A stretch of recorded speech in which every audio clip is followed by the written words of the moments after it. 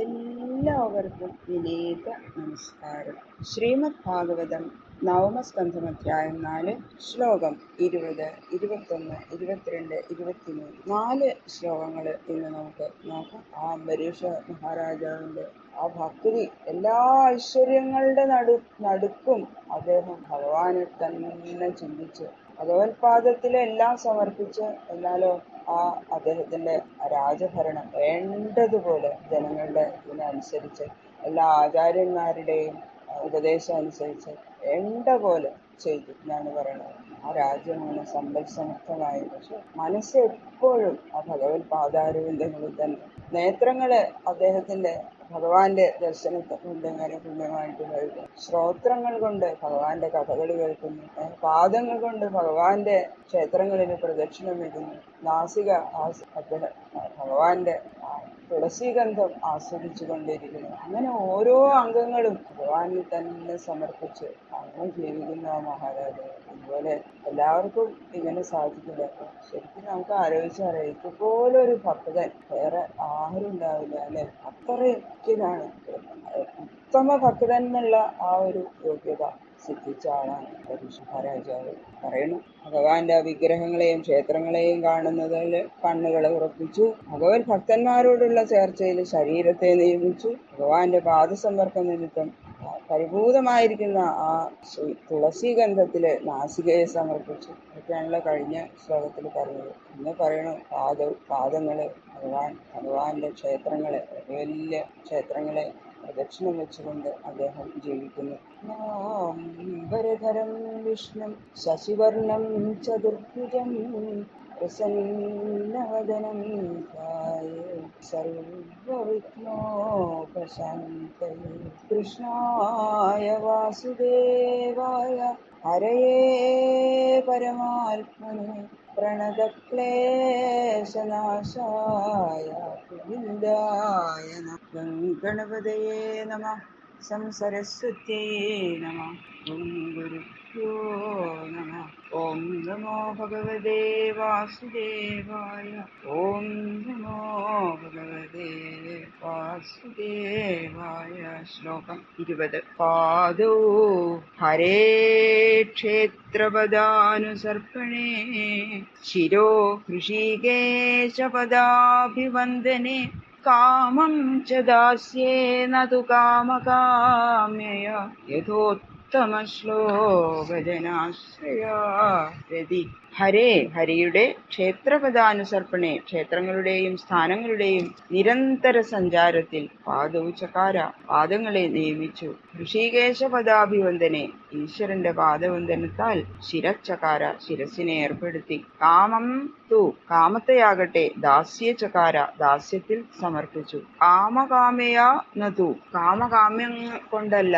ഉത്തമശ്ലോകജനാശ്രയ, ഉത്തമശ്ലോകന്റെയും ഭക്തജനങ്ങളുടെയും പേരിലുള്ള രതി, പ്രീതി. യഥാ തഥാ ചകാര, എങ്ങനെ ഉറയ്ക്കുമോ അങ്ങനെ ചെയ്തു. ശ്രീഹരിയുടെ ക്ഷേത്രങ്ങളായ മധുരാപുരി മുതലായ എല്ലാ ക്ഷേത്രങ്ങളില്, പിന്നെ മറ്റ് അനേകം പ്രമുഖ ക്ഷേത്രങ്ങളിലൊക്കെ നിരന്തരം സഞ്ചരിക്കുന്നതിൽ മഹാരാജാവ് പാദങ്ങളെ ഉപയോഗിച്ച് അദ്ദേഹം ആ പ്രസിദ്ധങ്ങളായ എല്ലാ ക്ഷേത്രങ്ങളിലും സഞ്ചരിച്ച് അദ്ദേഹത്തിന്റെ പാദങ്ങൾ പവിത്രമാക്കി.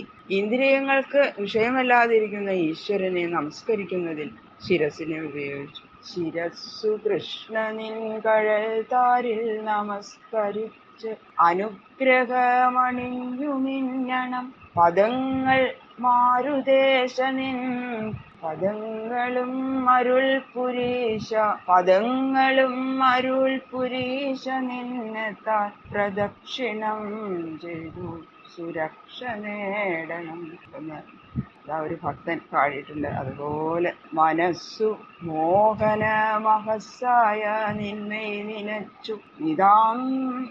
നിനച്ചു നിർവൃതി നിതാന്തമേശനം. അങ്ങനെ തന്നെയായിരുന്നു അദ്ദേഹം. മനസ്സെപ്പോഴും കാലുകള് ഭഗവാന്റെ ക്ഷേത്രങ്ങളെ പ്രദക്ഷിണം വെച്ചുകൊണ്ടിരുന്നു. ശിരസ് ഭഗവാനെ നമസ്കരിക്കാൻ ഉപയോഗിച്ചു. മനസ്സ് എപ്പോഴും ഭഗവാനിൽ തന്നെ ഉറപ്പിച്ചു. അങ്ങനെ ഭഗവാന്റെ ദാസ്യത്തിലുള്ള ആഗ്രഹം കൊണ്ട് ഭഗവാന് ചാർത്തിയ ചന്ദനം, മാല മുതലായവ ഒക്കെ ശരീരത്തിൽ അങ്ങനെ ധരിച്ചു. അതിങ്ങനെ ഭംഗിക്ക് വേണ്ടിയിട്ട് ധരിക്കുകയല്ല, ഭഗവത് പ്രസാദം എന്നുള്ള ആ ഒരു മഹത്വം അതിനു വേണ്ടിയിട്ട്, അതിനെ ആദരിക്കാൻ വേണ്ടിയിട്ട് ആണ് അദ്ദേഹം അതൊക്കെ ധരിച്ചത് എന്ന് പറയുന്നു. ഭഗവാനിലും ഭഗവത് ഭക്തന്മാരിലും പരമപ്രേമം വർദ്ധിച്ചും ഉറച്ചും വരുവാൻ ഉപകരിക്കുന്ന വിധത്തില് അദ്ദേഹം ആ ജീവിതചര്യയെ നിയമിച്ചു. അങ്ങനെയാണ് അദ്ദേഹം ജീവിച്ചത്. ഏവം സദാ കർമ്മകലാപമാത്മന പരേധിയജ്ഞേ ഭഗവത്യധോക്ഷജേ സർവാത്മഭാവം വിദധൻ മഹീമിമാം തന്നിഷ്ടവിപ്രാവിദശാസഃ. ഏവം സദാ ഇപ്രകാരം എപ്പോഴും പരേ പരമേശ്വരനും അധിയജ്ഞേ കർമ്മഫലപ്രദനും അധോക്ഷജേ ഇന്ദ്രിയങ്ങളെ അതിക്രമിച്ചിരിക്കുന്നവനുമായ ഭഗവതി ഭഗവാനിൽ ആത്മന ആത്മാവിന്റെ കർമ്മകലാപം കർമ്മ സമൂഹത്തെയും സർവാത്മഭാവത്തെയും വിദധൻ വർദ്ധിപ്പിക്കുന്നവനും തന്നിഷ്ഠ വിപ്രാവിഹിത ഭഗവാന് നിഷ്ഠയോടുകൂടിയ വിപ്രന്മാരാൽ പറയപ്പെടുന്നവനുമായി ഇമാം മഹീം ഈ ഭൂമിയെ ശശാസഹ ശാസിച്ചു.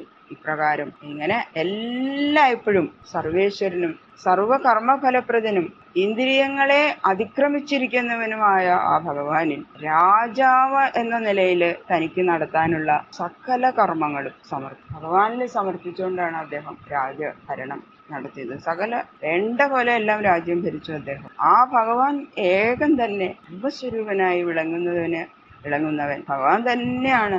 ഈ ലോകത്തിൽ മുഴുവൻ കാണുന്നതെല്ലാം ഭഗവാൻ എന്നുള്ള ആ ഒരു വിചാരത്തോടു കൂടി തന്നെ, അങ്ങനെയുള്ള ആ ദൃഢഭാവത്തോടു കൂടി ഭഗവത് ഭക്തന്മാരായ ആ വസിഷ്ഠാദി ആചാര്യന്മാരുടെ ഉപദേശമൊക്കെ അനുസരിച്ച് ഈ ഭൂമിയെ യഥാന്യായം വേണ്ട പോലെ പരിപാലിച്ചു അദ്ദേഹം. എല്ലാം ഭഗവാനിൽ അർപ്പിച്ചുകൊണ്ട് തന്നെ ആ മഹാരാജാവിന്റെ ഭക്തിനിഷ്ഠ ആശ്ചര്യം തന്നെ. എല്ലാവരും പറയും, എന്താ ഇങ്ങനെ ഒരു ഭക്തി, എല്ലാ സുഖങ്ങളും അനുഭവിച്ച് ജീവിക്കേണ്ട ആള് കണ്ടില്ലേ, ഇങ്ങനെ വളരെ അപൂർവം തന്നെയാണ് ഇങ്ങനെ ഒരു ഭക്തി ഉണ്ടാവുള്ളൂ. മഹാഭാഗ്യം കൊണ്ട് മാത്രമേ ഇങ്ങനെയുള്ള ഒരു നില ഉണ്ടാവുള്ളൂ, സിദ്ധിക്കുള്ളൂ എന്നെല്ലാവരും പറയും അദ്ദേഹത്തിനെ പറ്റിയിട്ട്. ഈജേ അശ്വമേധൈരധിയജ്ഞമീശ്വരം മഹാവിഭൂത്യോപചിതാംഗദക്ഷിണൈഃ തദേർവസിഷ്ഠാസിത ഗൗതമാദിഭിർധന്വന്യഭിസ്രോതമസൗ സരസ്വതീം.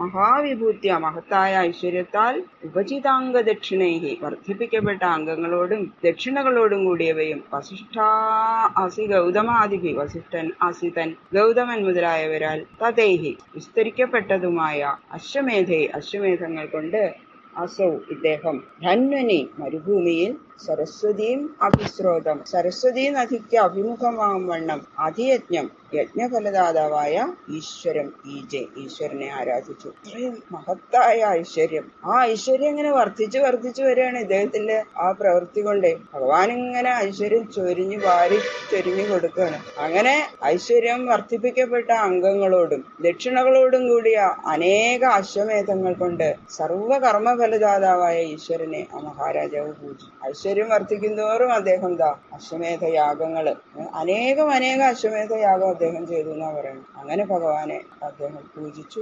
സരസ്വതി നദിയുടെ അഭിമുഖമായി കിടക്കുന്ന മരുഭൂമിയിലാണ് യാഗങ്ങളൊക്കെ നടത്തിയത്. വസിഷ്ഠൻ അസിതൻ ഗൗതമൻ മുതലായ മഹാബ്രാഹ്മണരാണ് യാഗം വിസ്തരിച്ച് നടത്തിയവര്. യസ്യ ക്രതുഷു ഗീർവാണൈ സദസ്യാഋത്വിജോജനാ തുല്യരൂപാശ്ചാനിമിഷാ വേദൃശ്യന്തസുവാസസാ. യസ്യ ക്രതുഷു യാതൊരുവന്റെ യാഗങ്ങളിൽ സദസ്യാഹ സദസ്സിലുള്ളവരും ഋത്വിക്കുകളും ജനാഹ ജനങ്ങളും സുവാസസ ശോഭന വസ്ത്രങ്ങളോടുകൂടിയവരും ആ നിമിഷാഹ കണ്ണടയ്ക്കാത്തവരുമായിട്ട് ഗീർവാണേഹി ദേവന്മാരോട് തുല്യരൂപന്മാരായി യദൃശ്യന്ത കാണപ്പെട്ടു. ആ മഹാരാജാവിന്റെ യാഗങ്ങളില് സദസ്യരും ഋത്വിക്കുകളും മറ്റുള്ള ജനങ്ങളും ശോഭന വസ്ത്രാലങ്കാരങ്ങൾ നിമിത്തം ദേവന്മാരോട് തുല്യരായ രൂപമുള്ളവരായിരുന്നു. അത്രേ അദ്ദേഹത്തിന്റെ യാഗങ്ങളിൽ പങ്കെടുത്ത എല്ലാവരും ദേവന്മാരെ പോലെ. അപ്പൊ ദേവന്മാരെങ്ങനെയാന്ന് വെച്ചാൽ അവർക്ക് നിമേഷരഹിതര, അവർക്ക് കണ്ണടക്കില്ലല്ലോ. അവരുടെ കണ്ണ് എപ്പോഴും തുറന്നിരിക്കും. കണ്ണടക്കാന്നുള്ള ഒരു സ്വഭാവം അവർക്കില്ല. അപ്പൊ എങ്ങനെ ഈ തുല്യരൂപരാവണ അവരെല്ലാവരും? പക്ഷേ അത് ആരും സംശയിക്കണ്ട പറയാണ്. യാഗത്തിൽ നടക്കുന്ന ആശ്ചര്യങ്ങൾ ഇങ്ങനെ നോക്കിയിരിക്കണ സദസ്യര് എല്ലാവരും കണ്ണ് അടയ്ക്കാൻ അവർക്ക് പറ്റില്ല. അങ്ങനെ എല്ലാവരും കണ്ണ് തുറന്നിങ്ങനെ ആശ്ചര്യസ്തബ്ധരായിട്ട് നോക്കിയിരിക്കുകയാണ്. അപ്പൊ അതുകൊണ്ട് അവരും ദേവന്മാരെ പോലെ ആനിമിഷന്മാര് തന്നെ ആയിരുന്നു. ഇമ കൂട്ടാണ്ട് അങ്ങനെ നോക്കിയിരിക്കുക എല്ലാവരും. അതുകൊണ്ടാണ് അവരുടെ വസ്ത്രവും സ്വഭാവവും എല്ലാം ദേവന്മാരെ പോലെ. അവിടെ എല്ലാവരും അങ്ങനെയായി അദ്ദേഹത്തിന്റെ യാഗസദസ്സിലുള്ളവര് എന്നതാ പ്രത്യേകം പറയണു. ബാക്കിയുള്ള ശ്ലോകങ്ങള് നാളെ നോക്കാം. സർവത്ര ഗോവിന്ദ നാമ സങ്കീർത്തനം. ഗോവിന്ദ ഗോവിന്ദ ഗോവിന്ദ.